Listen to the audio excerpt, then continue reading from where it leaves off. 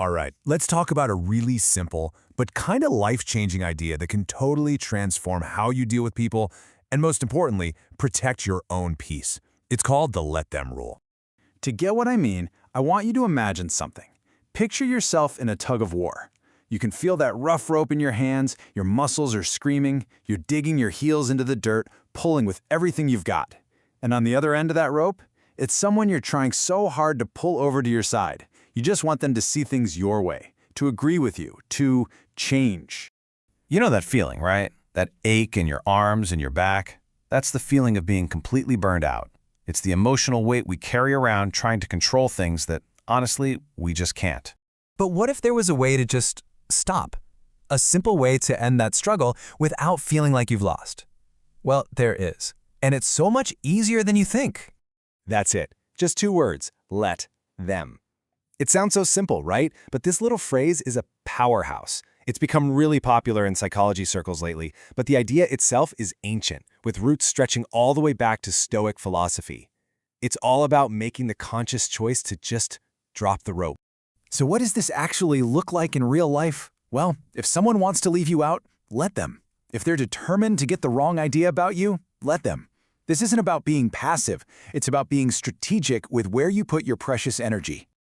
The big idea behind all this is something called radical acceptance, and it's exactly what it sounds like.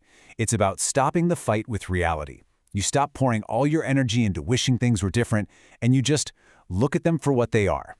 And this is where the Stoics were so brilliant. They talked about the dichotomy of control.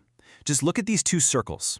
The only things you truly have power over are in that first circle. Your own actions, your responses, your words. Everything else, especially what other people think, feel, or choose to do, that's outside your circle.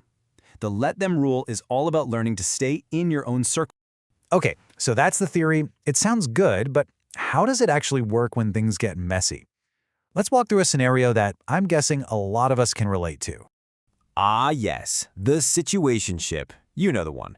That confusing, up and down, anxiety-fueled mess where someone acts like they're with you 1 minute and then they're cold and distant the next. They won't commit, and you're just left hanging in this awful limbo.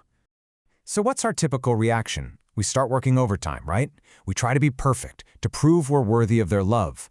We become detectives, analyzing every text message, every emoji. It feels like you're constantly auditioning for a role that you might never get. It is absolutely draining. But now, imagine applying the rule. Right in the middle of all that anxiety, you just tell yourself, let them be confused. You know what? Let them lose me. It's a total game changer. It shifts the power dynamic instantly.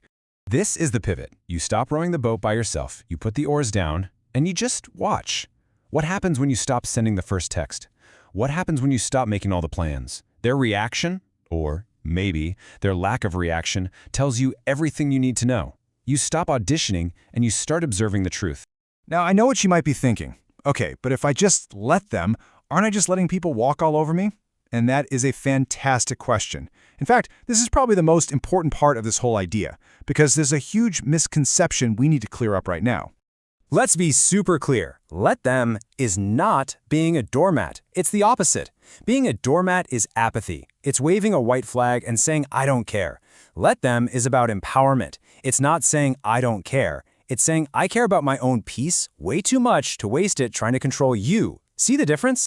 And this little chart shows you exactly how it works. It's a 1-2 punch. First comes acceptance, then comes your boundary.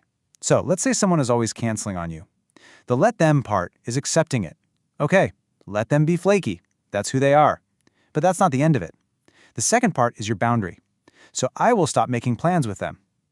You accept who they are showing you they are, and then you decide how you'll protect yourself based on that information. So here's the formula boiled down. Step 1, let them. That's you accepting what's happening. Step 2, boundary. That's you deciding, okay, so what am I going to do about it? It's always acceptance followed by your action. And when you really get the hang of this 2-step process, something incredible happens. This stops being about just managing other people and starts being about reclaiming your own life. Think of your emotional energy like money in a bank account. Every time you're in that tug of war, you're making a massive withdrawal on an investment that gives you 0 return.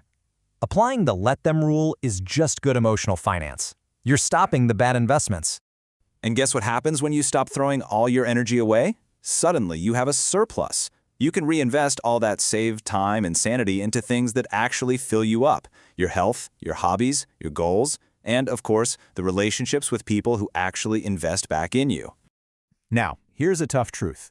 When you start setting boundaries and protecting your energy, some people are not going to like it. You might get painted as the bad guy in their version of the story. And you know what the rule says? Let them be wrong about you. Your peace is worth more than their opinion. I love this quote because it's just so true, isn't it? You simply cannot please everyone. Trying to convince someone who's decided they hate peaches to love you is just a waste of a perfectly good peach. So yeah, let them hate peaches. So when you boil it all down, this was never really about them. It's about you. Because every single time you try to control someone else, you're making your happiness their responsibility. You are literally handing them the remote control to your own well-being. And that brings us full circle, right back to where we started, that exhausting tug-of-war. The answer was never to pull harder. The answer was always to just drop the rope. So I'll leave you with this one question. Think about your life right now. Think about where you're pulling, where you're straining, where you're feeling exhausted. What rope are you ready to drop?